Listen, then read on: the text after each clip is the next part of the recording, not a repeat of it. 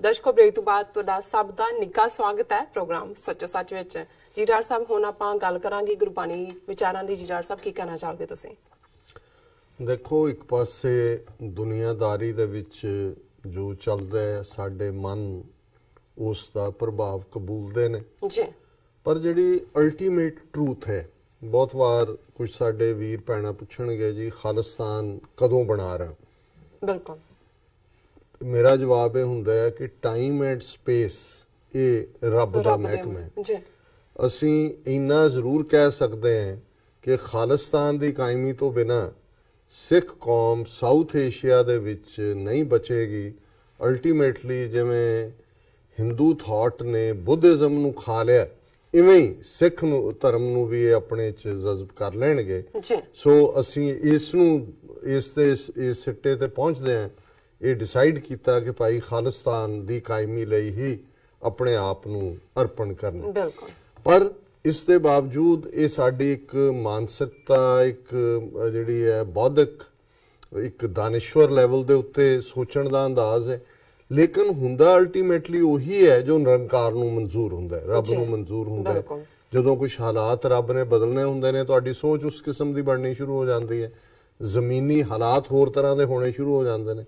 किने सोचिया सी करतारपुर कॉरीडोर होण च आ सकदा है, 72 साल नहीं सी। किने सोचिया सी कि अज जिहड़े हालात उत्थे बन रहे ने सिख फैक्टर दी इंपॉर्टेंस अज इंटरनैशनली साडे पाकिस्तानी भरा भैणां भी समझदे ने, सानू भी पाकिस्तानी फैक्टर दी इंपॉर्टेंस अपने भरावां भैणां दी अंजीम मुहब्बत इस दी समझ है।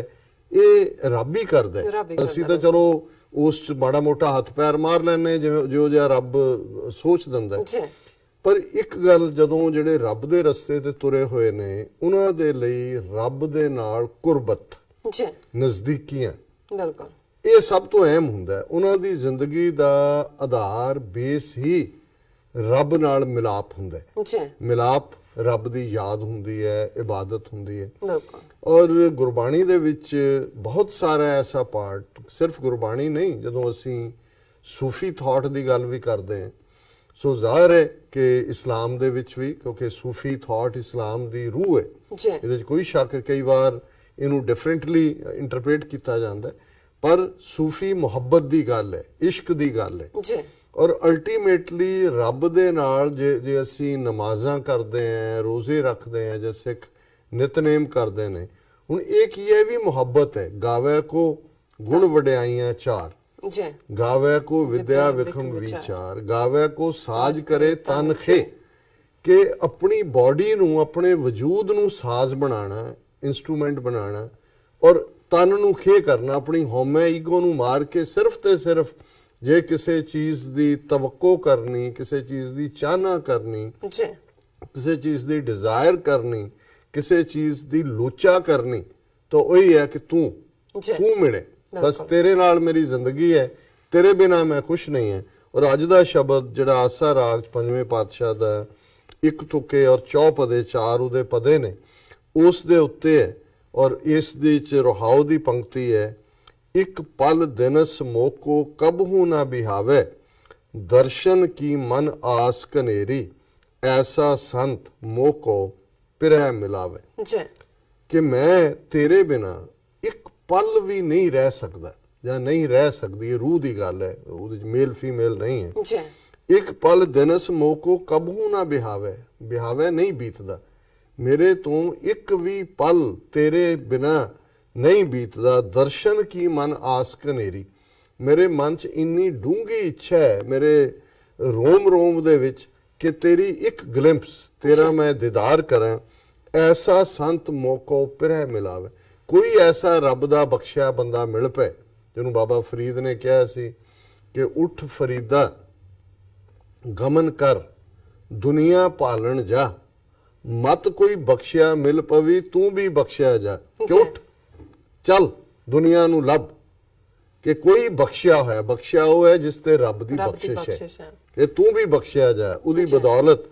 सो ऐसा संत मोह को पिरह मिलावे, जिहड़ा मेरे पिर है प्यारा प्रीतम लव्ड, उन्होंने मिला। और पहली सी तुक जिथों शुरुआत शब्द दी हुई, एक घड़ी दिनस मोह को बहुत दिहारे, मन ना रहे कैसे मिलो प्यारे। कि एक घड़ी ते एक दिन, हुण जिहड़ी पुरानी डिवीजन सी टाइम दी, उहदे च ज़ाहिर है घंटे मिनट सकिंट तां हुण आया, उहदे च घड़ी ਅਸੀਂ ਕਹਿੰਦੇ ਹਾਂ। ਹੁਣ ਵੀ ਕਈ ਅਰਦਾਸ ਕਰਨਗੇ ਕਿ ਹੇ ਵਾਹਿਗੁਰੂ 4 ਪਹਿਰ ਦਿਨ ਸੁੱਖਾਂ ਦਾ ਬਤੀਤ ਹੋਇਆ ਹੈ, 4 ਪਹਿਰ ਰਾਤ ਆਈ ਹੈ ਸੁੱਖਾਂ ਦੀ ਬਤੀਤ ਕਰਨ। ਸੋ 8 ਪਹਿਰ ਗਿਣੇ ਜਾਂਦੇ ਸੀ ਜੀ। 3-3 ਘੰਟੇ ਦਾ ਇੱਕ ਪਹਿਰ ਹੈ। ਫਿਰ ਘੜੀਆਂ ਨੇ, ਸ਼ਾਇਦ 26 ਜਾਂ 28 ਮਿੰਟ ਦੀ ਘੜੀ ਹੁੰਦੀ ਹੈ। ਸੋ ਵਿਸਾ ਚਸਾ ਪਲ, ਸੋ ਸਭ ਤੋਂ ਛੋਟਾ ਪਲ ਹੈ, ਜਿਵੇਂ ਅੱਖ ਝਪਕੀ ਇਹ ਪਲ ਹੈ, ਜਿਹਨੂੰ ਅਸੀਂ ਸੈਕਿੰਡ ਕਹਿੰਦੇ, ਪਰ ਇਹ ਪਲ ਸੈਕਿੰਡ ਤੋਂ ਵੀ ਛੋਟਾ ਹੁੰਦਾ ਹੈ। ਔਰ ਗੁਰੂ ਸਾਹਿਬ ਫਰਮਾਉਂਦੇ ਨੇ ਇੱਕ ਘੜੀ ਦਿਨਸ ਮੌਕੋ ਬਹੁਤ ਦਿਹਾਰੇ। ਘੜੀ ਜਿਹੜੀ ਹੈ ਉਹ ਜਦੋਂ ਹੁਣ 12-24 ਮਿੰਟ ਦੀ ਘੜੀ ਹੈ, ਕਿਉਂਕਿ 6 ਮਿੰਟ ਦੇ ਸਿਮਰਨ ਦੀ ਗੱਲ ਭਾਈ ਵੀਰ ਸਿੰਘ ਹੋਰਾਂ ਨੇ ਕੀਤੀ ਹੈ। ਕਿਉਂਕਿ ਇੱਕ ਜਿਵੇਂ ਗੁਰਬਾਣੀ ਚ ਹੈ ਕਿ ਇੱਕ ਘੜੀ ਆਧੀ ਘੜੀ ਆਦਿ ਹੂੰ ਫੁਨ ਆਦ ਭਗਤਨ ਸੇਤੀ ਗੋਸ਼ਤੇ ਜੋ ਕੀਨੇ ਸੋ ਲਾਭ। ਸੋ ਉਹਨਾਂ ਨੇ 6 ਮਿੰਟ ਕਿਹਾ। ਸੋ ਜ਼ਾਹਰ ਹੈ ਇੱਕ ਘੜੀ 24 ਦੀ, ਅੱਧੀ ਘੜੀ 12 ਦੀ, ਆਦਿ ਹੂੰ ਫੁਨ ਆਦ 6 ਮਿੰਟ, ਸੋ 24 ਮਿੰਟ ਦੀ ਘੜੀ ਹੈ। ਕਿ ਵੀ ਮੈਂ ਇੱਕ ਘੜੀ ਜਾਂ ਦਿਨ ਵੀ ਤੇਰੇ ਬਿਨਾ ਜਿਹੜਾ ਮੈਨੂੰ ਬਹੁਤ ਦਿਨ ਲੱਗਦੇ ਨੇ, ਮਨ ਨਾ ਰਹੇ ਕੈਸੇ ਮਿਲੋ। ਮੇਰੇ ਅੰਦਰ ਜਿਹੜੀ ਹੈ ਅਚੋਵਾਈ ਲੱਗੀ ਹੁੰਦੀ ਹੈ ਕਿ ਮੈਂ ਕਿਵੇਂ ਪਿਆਰੇ ਨੂੰ ਮਿਲਣਾ। ਤੇ ਫਿਰ ਰਾਹੋ ਦੀ ਤੁਕ ਮੈਂ ਆਲਰੇਡੀ ਵਿਚਾਰ ਲਈ ਹੈ। 4 ਪਹਿਰ ਚੌਂ ਜੁਗੈ ਸਮਾਨੇ ਰਹਿਣ ਪਈ ਤਬ ਅੰਤ ਨਾ ਜਾਣੇ। ਕਿ ਦਿਨ ਦੇ 4 ਪਹਿਰ ਬੀਤੇ, ਇਵੇਂ ਲੱਗਦਾ ਕਿ 4 ਯੁੱਗ ਬੀਤ ਗਏ। ਹੁਣ ਹਿੰਦੂ ਡਿਵੀਜ਼ਨ ਦੇ ਵਿੱਚ ਜਿੰਨੀ ਟਾਈਮ ਲਾਈਨ 7-8 ਹਜ਼ਾਰ ਸਾਲ ਦੀ, ਉਹਨੂੰ 4 ਯੁੱਗਾਂ 'ਚ, ਸਤਯੁਗ, ਤ੍ਰੇਤਾ, ਦੁਆਪਰ, ਕਲਯੁਗ 'ਚ। ਤੇ ਗੁਰੂ ਸਾਹਿਬ ਕਹਿੰਦੇ ਨੇ ਕਿ ਭਾਈ ਮੇਰੇ ਲਈ ਇਵੇਂ ਹੀ ਹੈ 4 ਪਹਿਰ ਦਿਨ ਦੇ, ਜੇ ਤੂੰ ਨਹੀਂ ਮਿਲਿਆ ਇਵੇਂ ਨੇ ਜਿਵੇਂ 4 ਯੁੱਗ ਬੀਤ ਗਏ।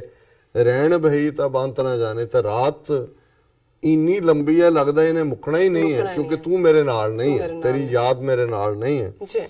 ਪੰਚ ਦੂਤ ਮਿਲ ਪਿਰੋ ਵਿਛੋੜੀ ਭ੍ਰਮ ਭ੍ਰਮ ਰੋਵੇ ਹਾਥ ਪਛੋੜੀ। ਕਿ ਮੈਂ ਤਾਂ ਮਿਲਿਆ ਹੋਇਆ ਸੀ, ਮੈਂ ਤਾਂ ਮਿਲਣਾ ਸੀ, ਪਰ ਮੈਨੂੰ ਕਿਨੇ ਉਸ ਪਿਆਰੇ ਨਾਲੋਂ ਵਿਛੋੜ ਦਿੱਤਾ। ਪੰਚ ਦੂਤ, ਕਾਮ ਕ੍ਰੋਧ ਲੋਭ ਮੋਹ ਹੰਕਾਰ, lust, madness, greed, attachment, ego, ਅਨਾ, ਇਹ ਜਿਹੜੇ ਚੰਬੜੇ ਹੋਏ ਨੇ ਮਨ ਨੂੰ, ਇਹਨਾਂ ਨੇ ਇੱਕ ਵਿੱਥ ਪਾਈ ਹੋਈ ਹੈ ਜਿਹੜੀ ਉਸ ਪਿਆਰੇ ਵਾਹਿਗੁਰੂ ਦੇ ਨਾਲ, ਰੱਬ ਦੇ ਨਾਲ, ਅੱਲਾਹ ਤਾਲਾ ਦੇ ਨਾਲ ਮਿਲਣ ਨਹੀਂ ਦਿੰਦੀ।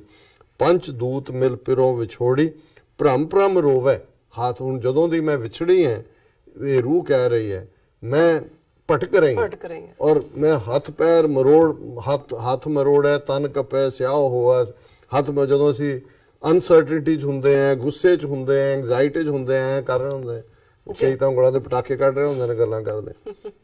ਸੋ ਇਹ ਜਿਹੜਾ ਹਾਥ ਪਛੋੜੀ, ਅਖੀਰ ਗੁਰੂ ਸਾਹਿਬ ਜਨ ਨਾਨਕ ਕੋ ਹਰ ਦਰਸ ਦਿਖਾਇਆ ਆਤਮ ਚੀਨ ਪਰਮ ਸੁਖ ਪਾਇਆ।